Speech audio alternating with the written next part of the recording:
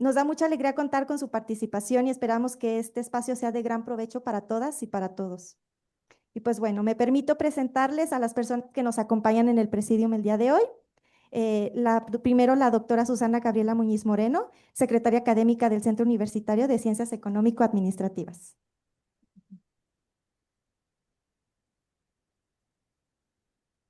De manera virtual se encuentra la doctora Alexandra Canjú, de la Universidad de Ljubljana, líder del consorcio del proyecto Master Degree in Gender-Based Violence, quien nos acompaña de manera virtual. Hello, nice to see you. La doctora Areli del Carmen Torres Medina, coordinadora de la Maestría de Estudios de las Violencias de Género.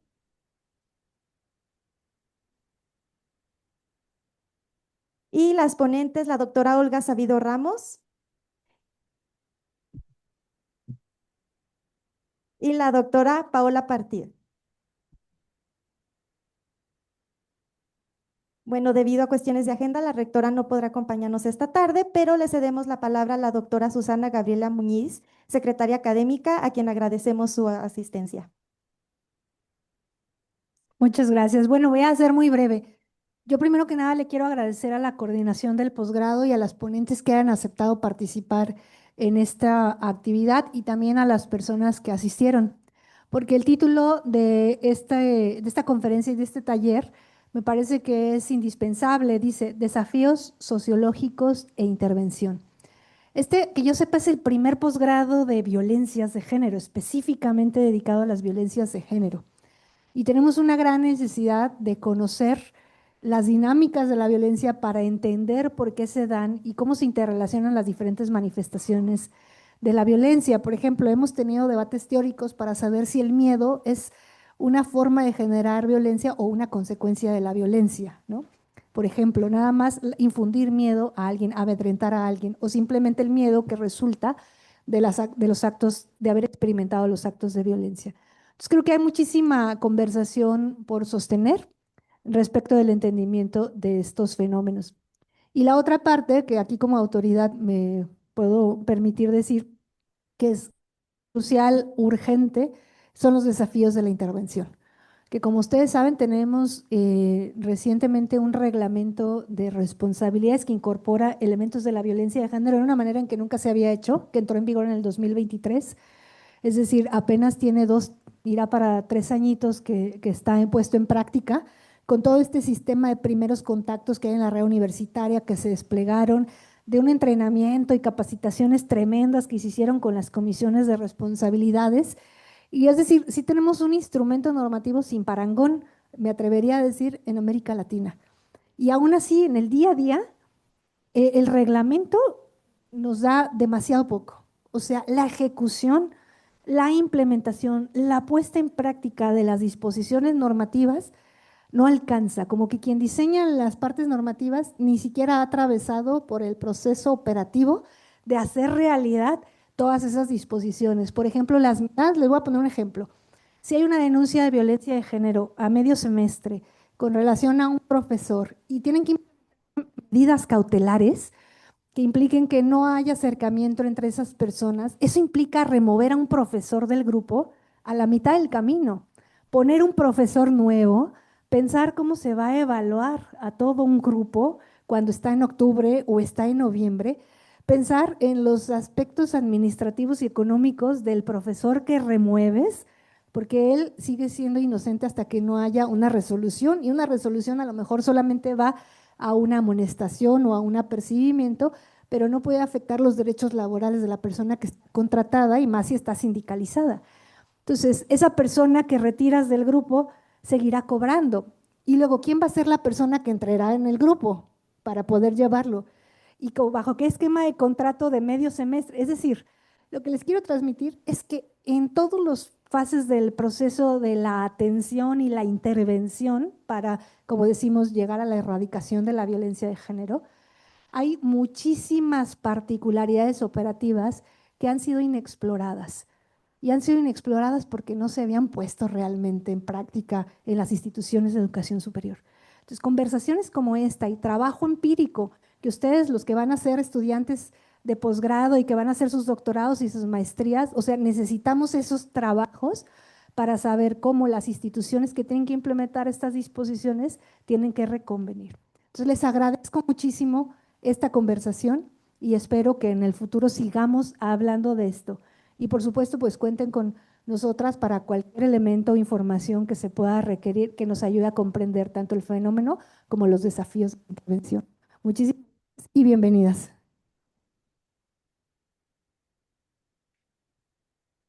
Muchas gracias. Bueno, a continuación es un honor para nosotras y nosotros recibir a la doctora Alexandra Conju de la Universidad de Ljubljana, líder del consorcio del proyecto Master Degree in Gender Violence, Based Violence. Y le damos una cordial bienvenida, le agradecemos mucho estar el día de hoy con nosotras. Welcome, Dr. Alexandra Conju. It's an honor to have you with us. You have the podium. Thank you very, very much. I will not be very long. I'm very glad to be here, at least online. I would be much, much happier to sit with you in the room that I know from the last year. So it will be a pleasure to be with you in person, but unfortunately that was not possible. So I would just say a few words about our project. It's international endeavor. We are very proud that we are now in the second year and we have some very good results. As the first speaker said, we are all speaking about the problem that is really universal and huge and very complex. So to tackle something like gender-based violence that is with us in patriarchal societies everywhere in Europe and in your continent for so long, we have to have very complex instruments to do that. And education of people, of young people and of professionals who can deal with this problem is of crucial importance.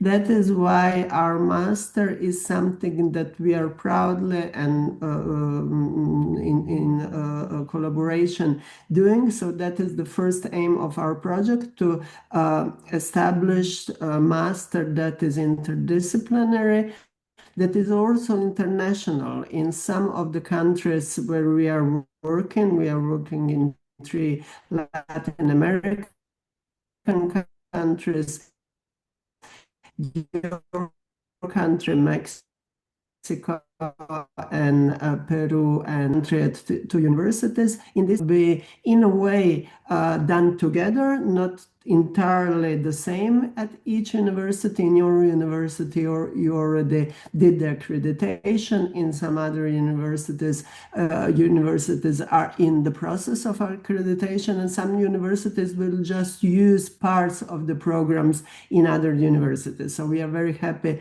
that we are in progress with that part of the project, but that is not everything that we are doing. So we mainly want to do a lot of education, but also we are tackling modernization and development of universities. So we think that in universities that are better places without violence, of course, and modern and based on proper values, it would be easier to tackle problems like gender-based violence.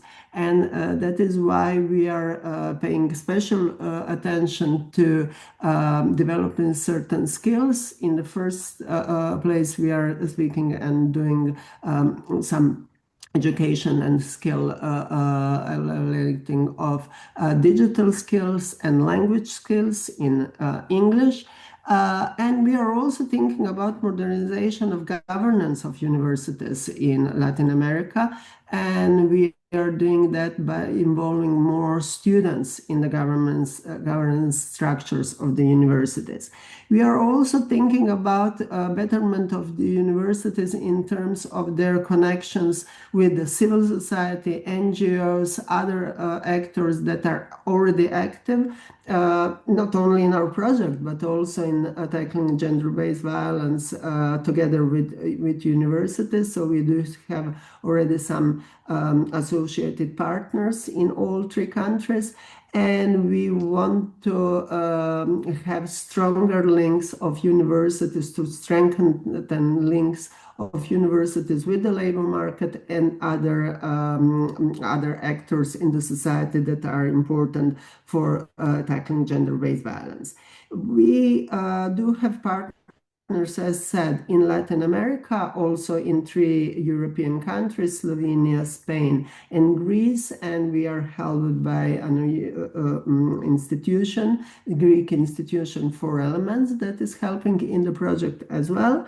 And we hope that this very international, very interdisciplinary project will be also an inspiration. So we hope that in other parts of the Latin America, university will follow, and also that we as a group of people that are really working very well together on this project, researchers and other partners, will be able to find ways to continue this collaboration in future. So thank you very much for inviting me to have this opening words. I wish you really very nice conversation. I'm a sociologist, so I would be really happy to be part of this. But now it's after midnight here in Slovenia, so I will listen a little bit, but I will certainly not be with you until the end, because that will be the morning in my country, and I have to go to my university and give some lectures. So I wish you a pleasant your afternoon, very fruitful work, and hope to see you. Some of you I know that I will see definitely next year when we will have the closing ceremony, closing conference in Peru, in Lima, in Peru, and I hope to see you all sometime, somewhere. Also, you're invited to come and see us in Ljubljana in Slovenia. Thank you very much. Thank you, Dr. Kanju, for your words and for being with us. Y bueno, a continuación cedo la palabra a la doctora Arely del Carmen Torres Medina, a quien agradecemos su liderazgo, su compromiso dentro de este proyecto. Buenas noches, muchas gracias. Alexandra.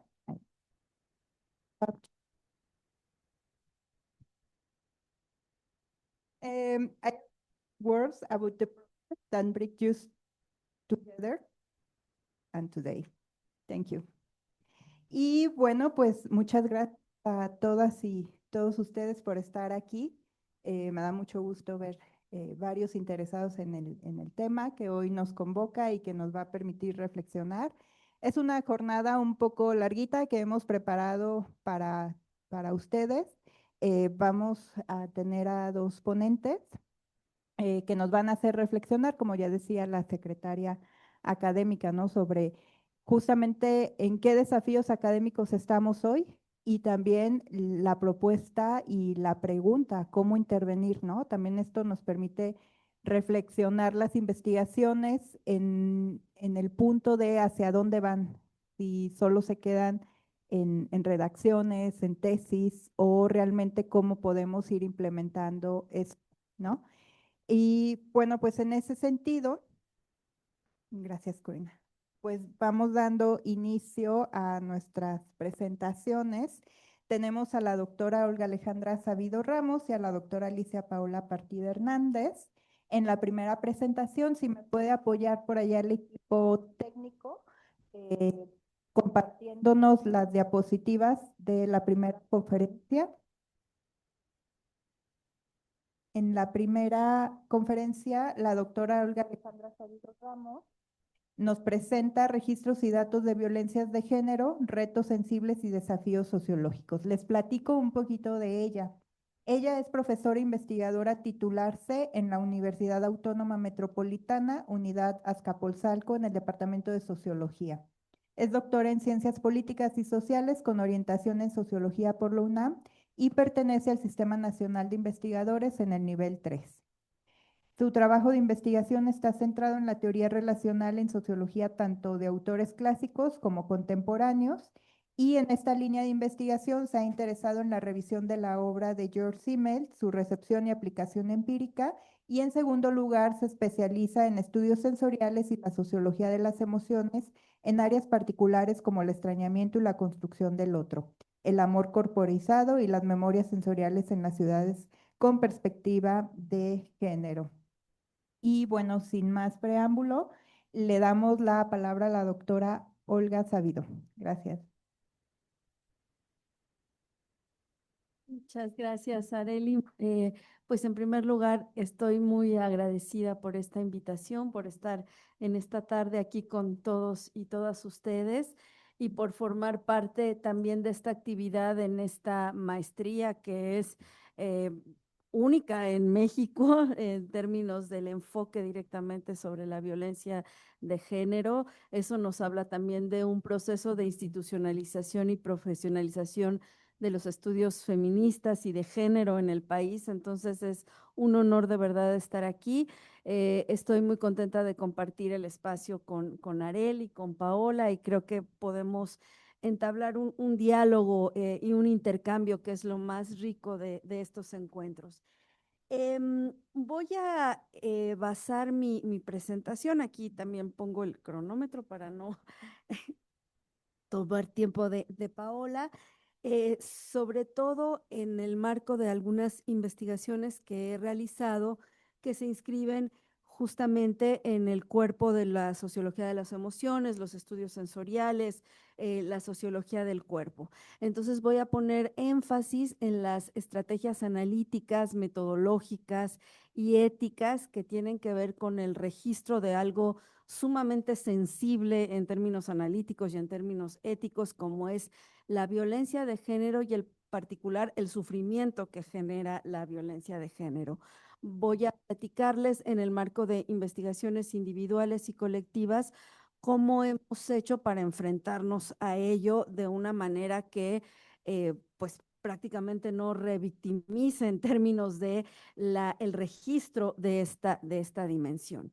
Entonces, quisiera iniciar pues destacando justamente que los modos de interpretación de la violencia en general pues atraviesan distintos ángulos de lectura y posibilidades que van del campo jurídico, ya se mencionaba en la mesa hace un rato, ¿no? Político, laboral, mediático, hoy día ético, y en particular en lo que se refiere a la violencia de género. Creo que también es importante que todas las unidades de análisis que están relacionadas con la violencia de género llevan la impronta del movimiento feminista. Eso es como muy importante señalarlo, tanto en términos de los debates intelectuales como en términos de los activismos feministas. Y eso, sobre todo a partir de los años 90, ha tenido diferentes repercusiones en las definiciones y los marcos normativos de los organismos nacionales e internacionales que regulan la violencia de género. Entonces, lo primero que me gustaría señalar es que, como ustedes saben, la violencia de género tiene una historicidad y un punto de partida determinado que sobre todo está relacionado con este desequilibrio de poder que existe entre los géneros y que afecta principalmente a las mujeres, niños y cuerpos feminizados. En ese sentido, evidentemente aquí partimos de que pues la violencia de género supone condiciones estructurales e históricas de posibilidad, pero tiene una manifestación en particular, una manifestación que, permítanme aquí sí utilizar la jerga sociológica, una manifestación fenomenológica que está relacionado con cómo los cuerpos se afectan y son afectados. Es en ese marco, en ese frame, donde yo he venido trabajando el asunto de la violencia de género, también considerando al género como categoría histórica y como categoría analítica en sus múltiples dimensiones, un poco aquí recuperando a John Scott, ¿no? Su dimensión simbólica, normativa, institucional, identitaria, pero hay una que me interesa en particular que tiene que ver con el género como una experiencia sensorial también. Y aquí recupero, hay muchos y muchas autoras que hablan de ello, en particular me interesa Raewyn Connell, quien señala cómo el género, además de tener todas estas dimensiones, como las que alude John Scott, tiene una dimensión sensorial, ¿no? El género es de alguna forma también un modo de sentir en la piel, de cierta motricidad, de cierta kinestesia, de ciertos modos perceptivos, ¿no? Se han hecho investigaciones, por ejemplo, desde la sociología de la cognición, que nos dicen cómo ante un mismo acontecimiento o incluso un mismo objeto, hombres y mujeres en términos de la atención perceptiva, ven cosas diferentes, no por una naturaleza, sino más bien por procesos de socialización que moldean nuestros esquemas de percepción en términos pues muy burdianos inclusive, ¿no? Entonces, ese modo sensorial del género, esa experiencia sensorial, pues también tiene que ver con cómo hacemos una biografía y una memoria sensible de nuestros cuerpos. Entonces, en esa dimensión es donde a mí me interesa o me ha interesado indagar la experiencia de la violencia de género, y ahora es aquí, ¿verdad? ¿Dónde? ¿Sí? Ahí. Sí, gracias. Allá. Y en particular, con esto que tiene que ver con los sentires de la violencia de género, ¿no?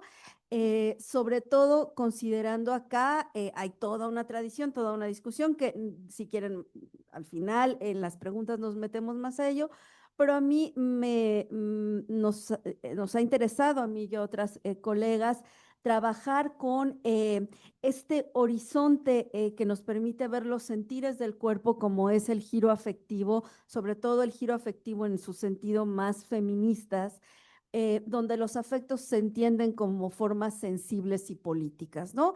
¿Qué quiere decir esto? Que hay emociones, hay sensaciones, hay percepciones, son acontecimientos conjuntos que no están compartimentalizados, que no están separados, sino que tienen que ver con experiencias afectivas y en particular algo que dice esta pensadora feminista Sara Ahmed, cuando señala que la experiencia de la violencia de género supone muchos elementos, pero uno de ellos, el más inmediato en términos fenomenológicos, tiene que ver con una intrusión sensorial, o sea, una experiencia de violencia de género supone cómo el mundo es vivido como una intrusión sensorial, sobre todo si estamos hablando de violencia física, de violencia sexual, pero inclusive de violencia verbal, ¿no? Donde se siente incluso como si las palabras te tocaran, te hirieran. Y en ese sentido, la violencia de género supone también un ataque contra los sentidos. Entonces, esta dimensión engarza muy bien con el horizonte analítico de los estudios sensoriales, que es donde hemos venido trabajando, y eso pues nos lleva también a conectar esta idea del género en una dimensión sensorial, como veíamos hace un rato, y la memoria del género que se lleva en el cuerpo. Es decir, podemos hablar de biografías de violencia en la memoria del cuerpo, ¿no? Esas experiencias que van acumulándose, dice Sara Ahmed, y que nos llegan a pesar como las bolsas, ¿no? Como las bolsas o como las mochilas que vamos cargando y que de repente cada vez se hacen más y más pesadas y que nos van marcando y van determinando también inclusive hasta nuestros movimientos, tanto en el espacio público como en el espacio privado. Bueno, ahora sí que el asunto, el quiz, ¿no? ¿Cuáles son si tenemos ese horizonte analítico, esa reflexión, cuáles son los retos metodológicos para el registro de este tipo de experiencia, ¿no? Y bueno, el reto metodológico es que las experiencias sensoriales pues se inscriben en el automatismo de nuestro cuerpo, lo vamos, digámoslo así, acumulando, pero pocas veces pasa en términos de la reflexividad del actor o de la actriz, ¿no? Es decir, para hacer ello es necesario hacer una especie de trabajo somático de reflexividad sobre aquello que sentimos en el pasado y para en ese sentido poder dar, valga la redundancia, dar sentido a las sensaciones y comunicarlas. Y ese trabajo somático supone un trabajo tanto corporal como emocional.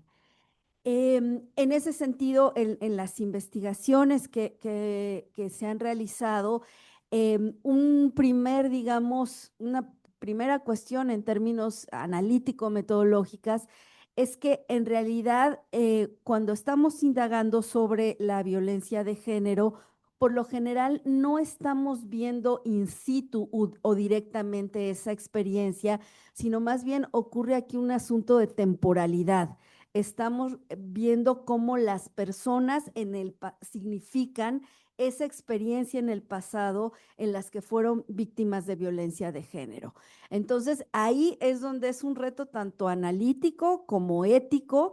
¿Por qué? Porque estás haciendo recordar, ¿no? O sea, fundamentalmente con el tipo de pregunta, con el tipo de herramienta que generes, haces recordar porque hay una memoria sensorial que tú estás activando. Entonces, eso fue como uno de los primeros retos, una de las primeras alertas en términos de investigación. Y entonces aquí ha habido varias o diversas investigaciones que he hecho de manera en coautoría o de manera individual, pero aquí, por ejemplo, algo que empezamos a identificar en ese momento, no habíamos indagado del todo en esta estrategia, que justo ahorita se va a hablar de ello, pero un poco de manera pues intuitiva.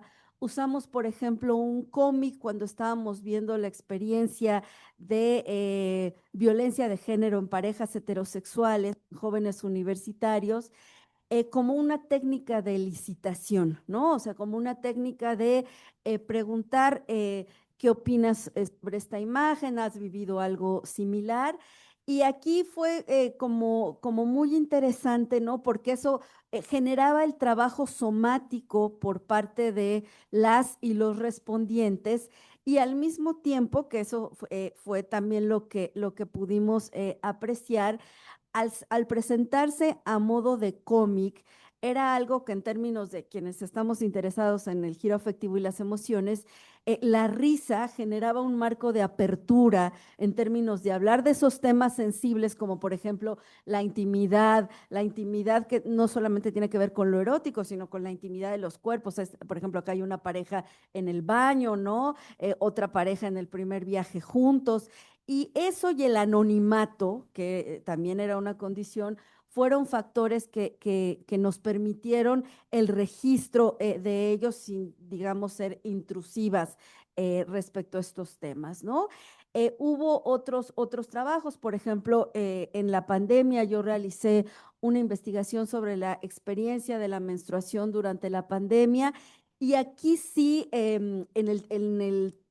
la investigación anterior, no podíamos usar la imagen porque era una imagen comercial.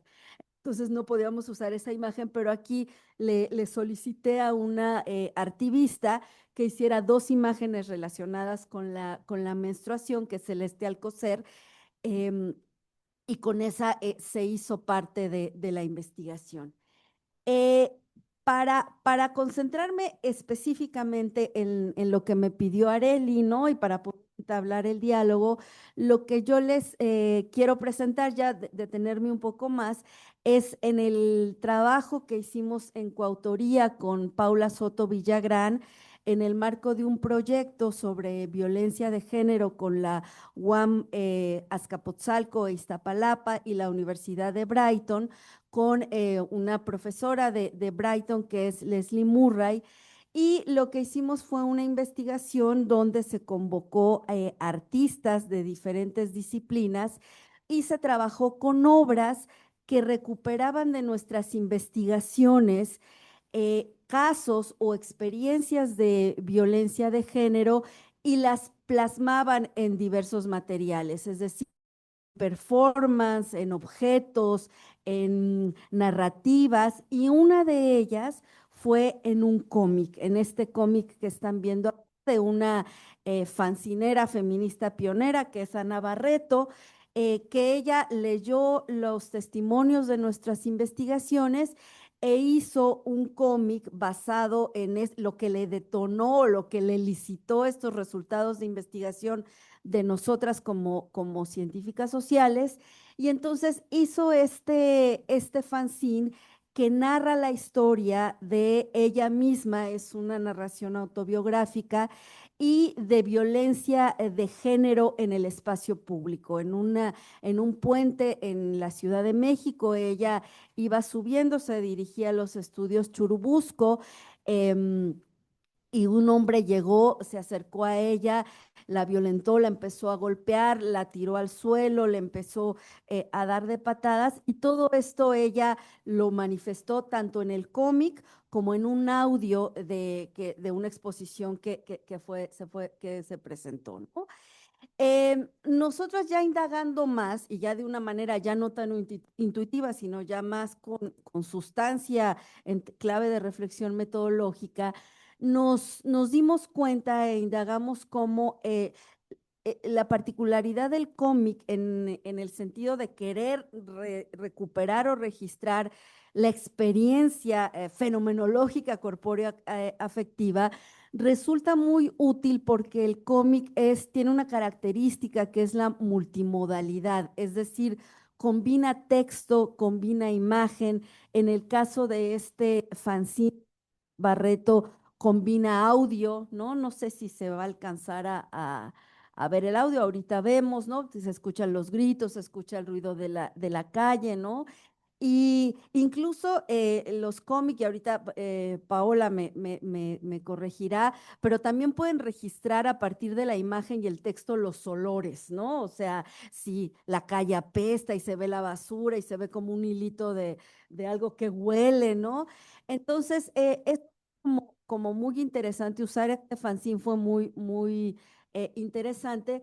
Y lo que hicimos fue con Paula Soto diseñar un taller sensorial en el marco de la exposición, que como les decía, era una obra mucho más extensa, había más piezas, pero les traje los resultados que encontramos en este taller sensorial, porque aquí también el reto no era como plantear qué interpretábamos nosotras de ese fanzine, sino la recepción de ese fanzine en el público asistente a esa exposición.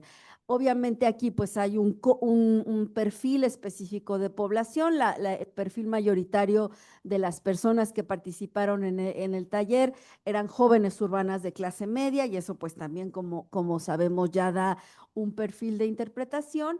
Pero los hallazgos que encontramos en el marco del procesamiento del taller fue que el taller y el cómic en particular nos permitió detectar tres tipos o tres modalidades de la violencia de género en el espacio público.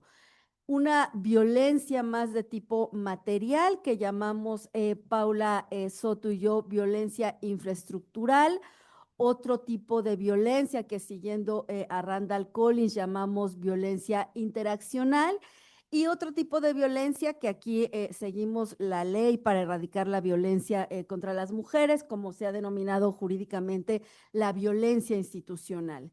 Entonces, lo que encontramos como violencia infraestructural o material, pues tenía que ver con cómo la violencia de género en el espacio público, que es el objeto, también es una forma en la que entramos en contacto no solo con entidades humanas, sino, como diría Bruno Latour, también con entidades no humanas y con la materialidad, con los artefactos del espacio público. El espacio en sí mismo, en términos de su materialidad, además puede también convertirse en un medio instrumental de la violencia, ¿no? Calles oscuras, el puente peatonal, el abandono del puente peatonal, forman parte de ese ejercicio o esos ejercicios de la violencia, ¿no? De ahí que toda esta cuestión de políticas públicas, de senderos seguros, de calles iluminadas, esté relacionado con ello, porque en efecto la violencia en su dimensión material también resulta muy importante, ¿no? La violencia interaccional, sobre todo, nos permitió identificar el fanzine, ¿no? Cómo las personas registran cómo en ese contacto de los cuerpos, ¿no? En este caso, el momento en que al personaje del fanzine es inmovilizada por otro cuerpo, también supone una definición espacial y una definición emocional de la situación en términos estrictamente del interaccionismo simbólico, ¿no? O sea, el agresor define también emocionalmente la situación y la víctima pierde energía emocional en el sentido también de Randall Collins, ¿no? O sea, se ve invadida de tristeza, coraje, ¿no? Y aquí es como también bien interesante ver la dimensión procesual de las emociones, ¿no? No solo es miedo, es coraje, es rabia, es asco, es impotencia, ¿no? Se vive en ese sentido la interacción. Y, pero no solo, porque también, como sabemos, la violencia de género supone pues también su dimensión institucional, ¿no? Es decir, todos esos actos u omisiones de los servidores públicos que tienen que ver con, bueno, lo que el feminismo también sabe muy bien, el problema de la denuncia, etcétera.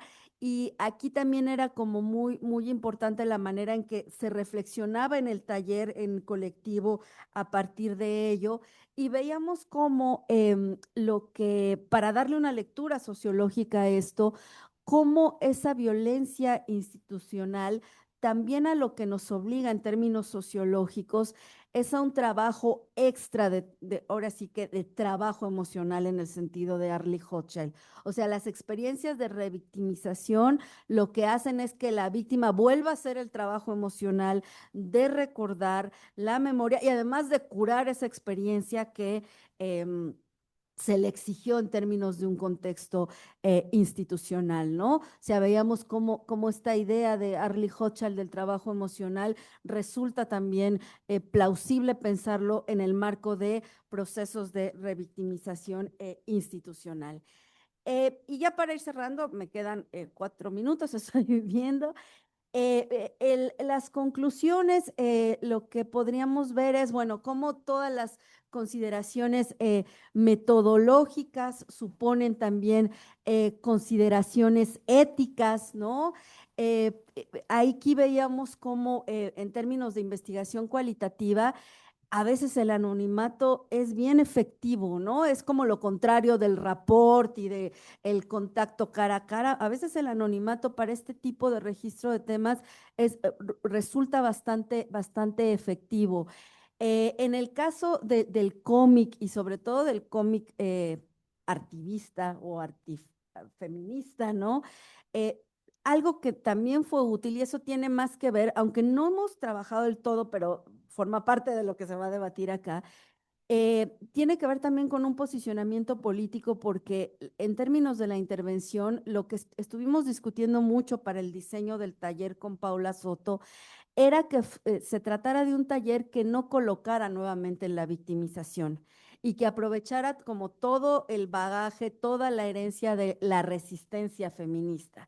Entonces, eso fue desde el tipo de preguntas, por ejemplo, en vez de preguntar, ¿cómo has vivido la violencia de género en el espacio público? Nuestra estrategia fue, imagina una ciudad libre de violencia de género, ¿no? Para darle la vuelta en clave relacional a la pregunta y en ese sentido reivindicar todas esas estrategias de resistencia del día a día que en el espacio público se viven para resistir a la violencia de género contra las mujeres, ¿no? Entonces, para cerrar, pues podría decir que estas consideraciones metodológicas, que también son éticas, también son políticas, porque también nos llevan a imaginarnos otras historias de vida posibles, abriéndonos a cuestiones como, por ejemplo, que fueron las que salieron en ese taller, eh, el deseo que existe por disfrutar el espacio público. O sea, salían experiencias del tipo, es que a mí me gusta caminar sola en la noche, o sea, me gusta así sin tener el miedo que un tipo me vaya, y lo que eso significa en términos de resistencia, ¿no? el apuesta por cuidados colectivos, no solo de entidades humanas, sino no humanas, ¿no? Sobre todo las nuevas generaciones salían con, en las ciudades no solo hay que cuidar a las mujeres, a las niñas, sino a las adultas y adultos mayores, a los perritos, a los gatitos, a las plantas, ¿no? Esta dimensión. Y entonces, bueno, a eso nos ha llevado esta manera de abordar, insisto, en un nivel analítico particular, que es el nivel de la experiencia. Por supuesto que eso supone también triangulación de datos sociodemográficos y estudios de otro corte, pero esas han sido las estrategias y los retos y los desafíos desde una perspectiva sociológica. Muchas gracias.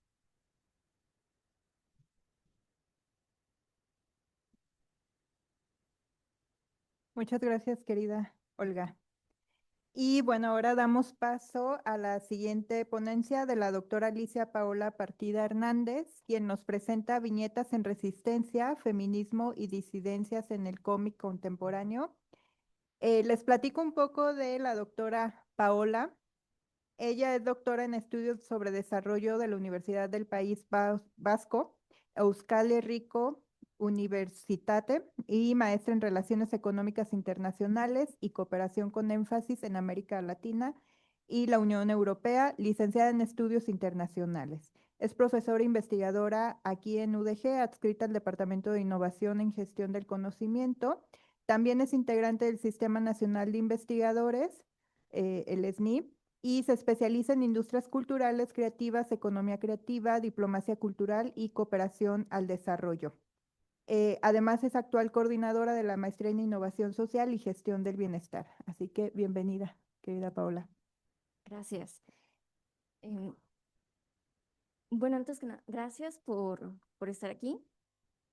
Y antes de comenzar, me gustaría hacerles una pregunta. Si alguien de aquí leía cómics impresos o digitales, ¿alguien de aquí levanta la mano?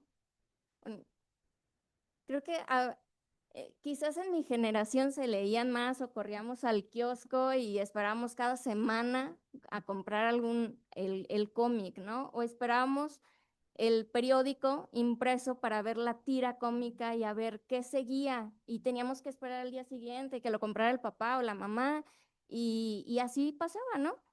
Esta investigación pues surge de eso, de que a mí me gusta leer cómics. Y pues prácticamente para mi fortuna entra dentro de la clasificación de las industrias culturales y creativas, entonces digo, va, perfecto, o sea, hay ciudades como en Bélgica o como podemos hablar de otras economías como en Japón o en Estados Unidos, donde la industria del cómic es impresionante. Aquí en México, pues también sí leíamos, o sea, sí podemos, no sé si recuerdan Memín Pingüín o la familia Burrón, recordamos a Condorito o Mafalda, ¿no? Claro, o sea, y sí, había grandes exponentes del cómic mexicano. Mi pregunta fue, digo, bueno, a mí sí me gusta, yo he crecido leyendo cómics y crecí viendo series, anime y demás. Sin embargo, mi duda era, pues, ¿por qué no leo a tantas mujeres que hacen cómics? Porque sí las hay. Y, y si yo me veía representada en los cómics que yo veía, ¿no? O que yo leía. Y allí surge, pues, esta investigación. Son más de 3 años. Ha ido, obviamente, desde un mapeo, ver cuántas comiqueras, que también es difícil. Más adelante se los voy a comentar el por qué es tan difícil mapearlas. Pues también ya no corremos al kiosco a comprar los cómics, ya muchas veces ya los seguimos por redes sociales, y si bien nos va, pues surge una, no sé, una editorial y firman, pero no todos los creadores de cómics pueden llegar a firmar un contrato con una editorial, ¿no? Surge el fanzine, surge la autopublicación, entonces esa investigación pues realmente me ha llevado a muchos caminos, unos más agradables que otros, porque también en esta investigación nos encontramos que hay mucha violencia dentro de una industria que a mí me hacía muy feliz y me sigue haciendo feliz, pero hay mucha violencia. Bueno, prácticamente aquí espero que se alcance a ver, es una línea del tiempo sobre la participación de la mujer en el cómic en México específicamente. ¿Por qué? Porque muchas veces está invisibilizada. Y si yo les pregunto, no sé si me puedan decir, excepto tú, Olga, el nombre de alguna creadora de cómic mexicana hoy en día, no sé cuántas conocen. ¿A quién? A Eva Cabrera. ¿Alguien más conoce alguna creadora de cómic? ¿No? Bueno. Pues bueno, buscando más creadoras y estas clasificaciones, digo, bueno, sí es muy válido rescatar a las creadoras que formaron camino y que abrieron las puertas a las demás que vienen en él. Sin embargo, estas grandes pioneras, pues muchas veces han sido olvidadas. Desafortunadamente, o tenían que firmar con el nombre de alguien más o simplemente hacían la viñeta y pasaba al olvido, ¿no? Ay, perdón. Les pongo algunas de estas creadoras que muchas veces también no necesariamente eran creadoras de cómics, sino que se acercaron a ilustrar algunos textos que también vemos esa unión, ¿no? Viene una apertura,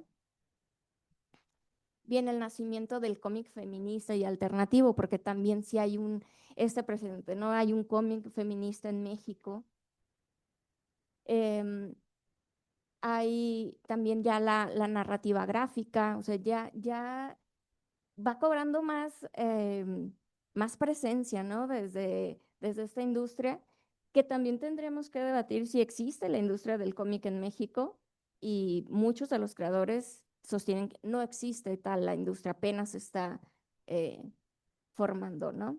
Comparada con otros estados, otras ciudades donde la industria es muy fuerte. Y pues bueno, vamos a la consolidación y la diversidad, ¿no? No sé si en tiempo de pandemia, que todos consumíamos más productos en redes, no sé si vieron o siguieron algunas creadoras, ilustradoras, a la Vendetta. Prácticamente vemos que en estos espacios seguros las mujeres fueron creando o no precisamente tuvieron más visibilidad porque la visibilidad, allí estaban y las mujeres nos seguíamos apoyando y veíamos qué hacían. Y esto parte de algo muy interesante que, que también es algo que todas las creadoras mencionaron. ¿Qué tipo de cómics consumimos las mujeres? Y era, pues, yo decía, pues yo soy súper fan de Marvel, de DC. Yo crecí con Hugo Pratt, con Tantan. Para mí, hablar de Milú y Tantan era, pues, la imagen que yo tenía en mi cabeza, ¿no? O Corto Maltés. Y sí, había una Mafalda. Y para mi sorpresa, pues una Mafalda era creada por un hombre, pero ¿dónde estaba una niña creada por una mujer? ¿Y cuál era la historia que atrapaba a una mujer? O sea, ¿qué es lo que nos gusta leer a las mujeres? Y también era que nos decían que las mujeres, pues, los cómics son para niños, no para niñas. O sea, y no tenemos la capacidad de crear una historia que atrape a un público que no sea el femenino. O sea, si tú eres mujer, vas a crear solo para mujeres, no necesariamente. Pues bueno, Power Paola, Erika Merguren, Hécate, Mar Maremoto. Y así me puedo centrar un poco en las creadoras. Em, ya hablándoles de esta investigación, partió del mapeo y centrándome en la Casa del Autor de Zapopan, un programa que es un un programa hermano de la Casa de los Autores en Angoulême, en Francia. Para mi sorpresa, más del 90% de los creadores que participaban en este programa eran mujeres. La primera directora es mujer. Y me llamaba la atención, digo, bueno, ¿y qué es lo que están haciendo estas mujeres, no? O sea, ¿qué es lo que están creando? ¿Y por qué en un concurso o en una casa del autor, que es un programa donde aplicas a una beca y desarrollas tu cómic dentro de tu estancia? ¿Por qué participan tantas mujeres, no? O sea, ¿por qué están dominando una industria donde, pues, toda mi historia decía que no había mujeres? Entonces, pues bueno, surge a la par este mapeo y surge el interés de recuperar sus experiencias, ¿no? A estas creadoras. Y, bueno, entra Pau Márquez, Jos Ojeda, Nana San Clemente, Lily Wood, Coffee Share, María Magaña. Y bueno, por mencionar algunas que participaron en esta investigación. Algo muy importante o que ellas destacaban es que con un espacio donde tuviesen una relación con más creadores o creadoras era determinante para detonar su creación y su entorno, ¿no?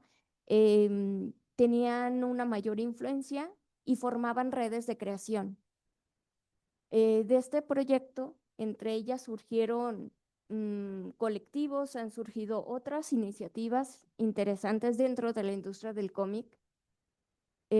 Todas las creadoras mencionaban que contar con un ecosistema creativo y seguro, todas mencionaron la palabra seguro, y eso me llamaba tanto la atención. Y decía, bueno, pero ¿a qué te refieres con seguro? O sea, ¿te refieres a que la casa del autor está ubicada en Zapopan? ¿Te refieres a lo que tú has mencionado, Olga? Que, o sea, ¿cómo? O sea, un espacio seguro donde no te asalten, o sea, ¿qué es para ti qué es seguro, no? Y su respuesta era un espacio donde yo pueda crear sin que me violenten. Algo tan simple como ello, ¿no? Em, Digo, pero ¿cómo crear sin que te violenten? O sea, desde mi concepción no cabía la posibilidad. Tú eres creadora, tienes toda la libertad, tienes el talento, ¿cómo te violentan? Pues la industria editorial es la que ejerce la violencia. Entonces también, por una parte, veíamos que esta investigación nos estaba llevando al mundo de las editoriales, ¿no? Donde ellas nos manifestaban que prácticamente estaba dominado por hombres que no entendían los cómics que hacían las mujeres, que no le apostaban por las historias que hacían las mujeres y que muchos de ellos decían, es que no tienes un público, no se va a vender. Y esto al final del día es vender un producto, ¿no? No se sentaban a tomarlas en serio, mucho menos darles un contrato, porque pues son mujeres y muchas de ellas no iban a ser personas serias para poder entregar un producto. Dentro de todas las autoras que entrevistamos, oscilan entre los 27 y los 35 años. En su mayoría cuentan con estudios de posgrado. Todas, eh, todas cuentan con estudio superior, solo una me parece que no contaba con maestría. Y todas están relacionadas con la creatividad, ¿no? Todas manifestaban una conexión adaptativa, proyectiva con un proceso continuo, pero sí estas entrevistas me parecieron muy interesantes del cómo manifestaban esta violencia y cómo en la casa del autor habían encontrado ese espacio seguro donde era por igual sentarte con un creador independientemente de su orientación o si seas hombre o mujer. Prácticamente era un espacio de creatividad, cosa que no encontraban en el exterior. En su mayoría cuentan con una formación, educación recibidas vinculadas con la industria, las artes visuales, artes plásticas, animación, ilustración y narrativa gráfica. En cuanto a su desempeño laboral, pues estaba vinculado a su formación tanto como profesional como docente. En su gran mayoría son docentes y también desafortunadamente en su gran mayoría no pueden vivir de estas creaciones. Entonces lo llevaban, ¿no? Tenían que tener como decían, un trabajo godín para poder crear y tener ellas poder financiarse sus productos. También haciéndoles las preguntas de quiénes eran tus referentes, ¿no? Sabiendo que bueno, generacionalmente yo no encajo en el rango de edades de ellas, pues yo quería saber qué referentes eran los que ¿qué leías? O quizás para ver si yo tenía ese sesgo, ¿no? Pues no, mencionaban los mismos, Mafalda, Condorito, La Pequeña Lulú, incluyendo el manga y el anime.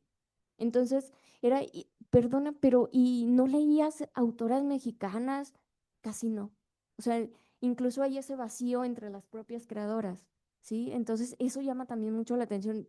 Tú, tú creas, tú haces un producto, los consumes porque son ávidas, consumen totalmente, pero porque no conoces creadoras. Lo que sí están haciendo ahora es apoyarse muchísimo entre ellas y ellos, ¿no? Em, y pese a ser lectoras, encontraban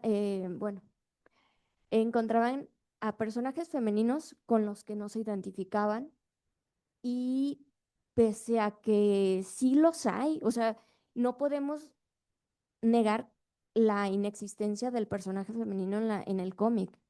Sí hay personajes femeninos, pero la pregunta sería, ¿en cómo nos representan y si nosotros nos identificamos como estos personajes femeninos, ¿no?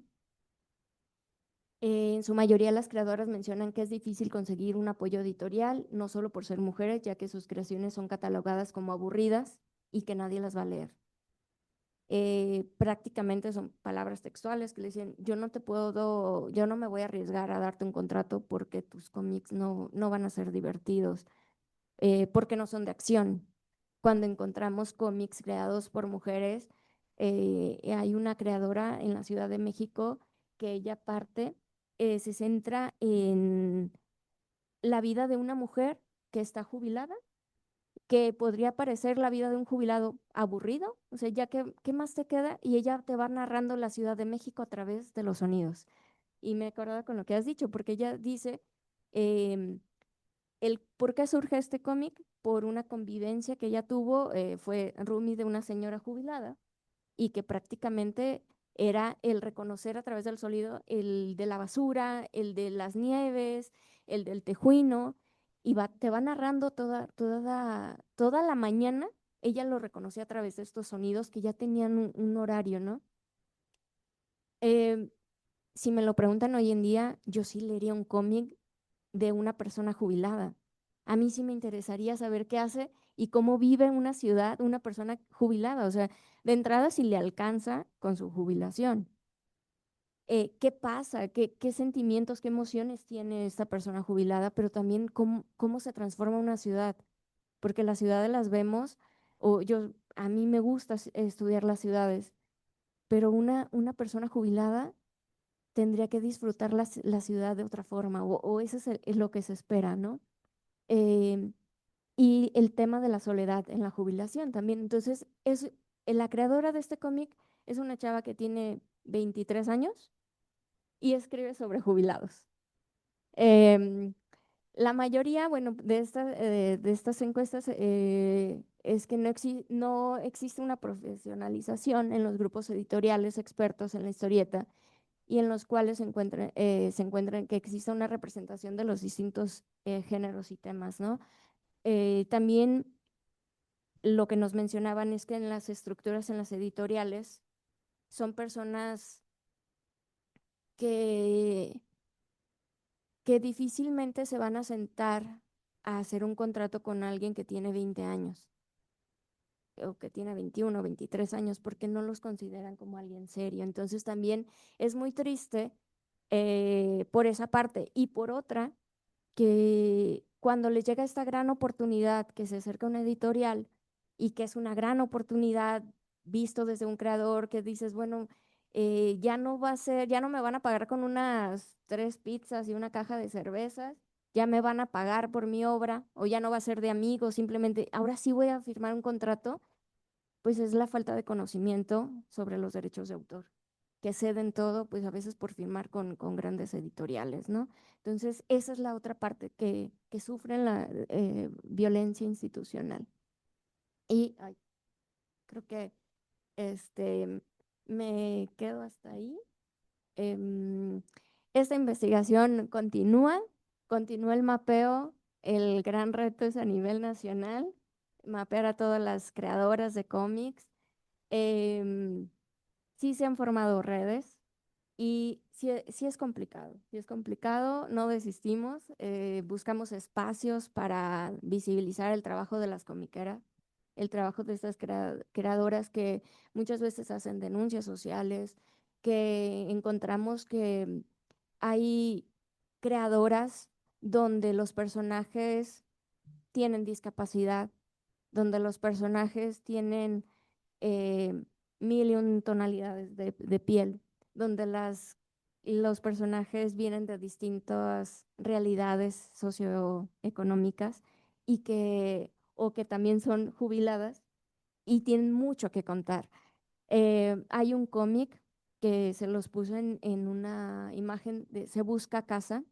Es un cómic con un enfoque social y denuncia la burbuja inmobiliaria, ¿no? A través de la transformación y la vista de 2 niñas, ese cómic no tiene diálogos, solo hace este ruidito del auto y demás, pero cómo van transformando, cómo llega a un Starbucks, cómo llega a otra cadena de café u otra cadena de restaurantes, y lo que era el barrio se ha transformado y donde ellas podían jugar en la calle en un, digamos, en un ideal que los niños hoy en día pudiesen jugar en la calle, pues ya no pueden, ¿no? Entonces hablan de esta expulsión.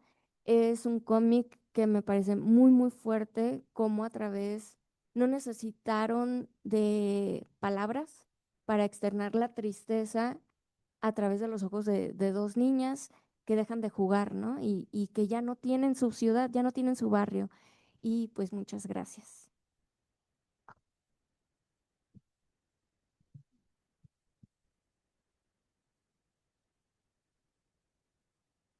Gracias, querida Paola.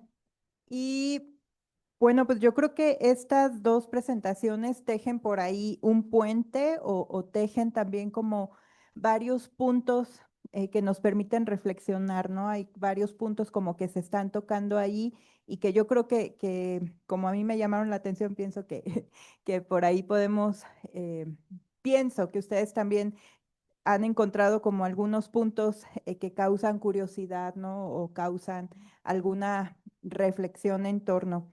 Em, Me parece que en las 2 aparece como este escenario de los espacios que se han negado, ¿no? O los espacios que se han violentado y que además no solo aparece un tipo de violencia, sino que aparecen diferentes tipos de violencias, todas entretejidas y que además esto se lleva a partir de un registro, ¿no? El sensorial, el cuerpo está ahí justamente, ¿no?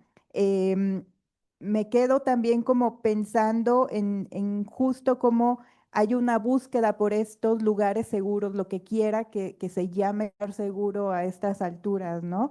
Eh, Me quedaba ahí como con la idea cuando se menciona que en el periodo de la pandemia parece que empiezan como a salir estas expresiones porque justo se siente un lugar seguro, ¿no? Pero también la contraparte es que en la pandemia varias investigaciones pues han mostrado que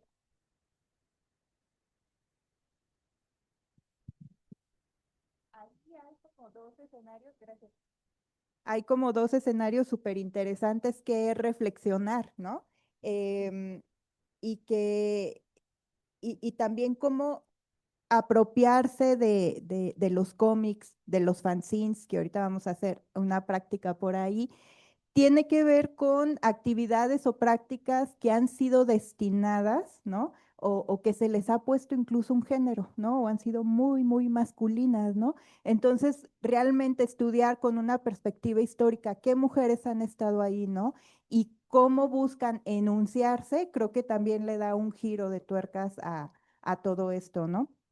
Y que además este tipo de fanzines pueda servir también como activismo y como una estrategia de intervención, pues también nos lleva a reflexionar de qué otras formas podemos generar intervención. Y bueno, yo ya no hablo más porque quiero dejar realmente a ustedes, tanto al profesorado que nos acompaña como a los estudiantes de dos maestrías que justo una de los objetivos de ambas maestrías es reflexionar, ¿no? En la construcción de paz, ¿no? Em, y cómo intervenir también en esto. Así que yo creo que les dejó varias reflexiones las presentaciones de hoy. Así que adelante, preguntas y comentarios.